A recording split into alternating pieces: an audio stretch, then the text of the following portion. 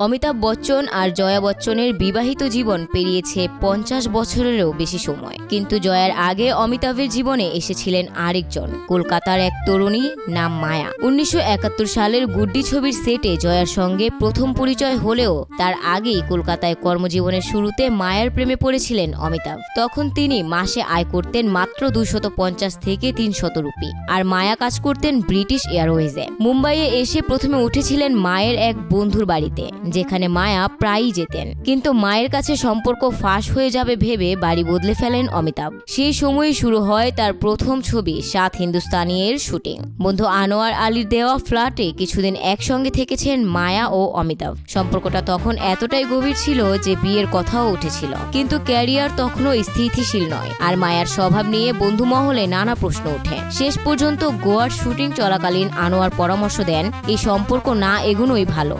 ধীরে ধীরে দূরে সরে গিয়ে অমিতাভ শেষ করেন তার জীবনের প্রথম প্রেমের গল্প। 1969 সালে মুক্তি পায় সাত হিন্দুস্তানি, আর 1973 সালে জয়া বচ্চনের সঙ্গে শুরু হয় তার জীবনের নতুন অধ্যায়। অনামিকা আক্তার, নিউজ টাইমস।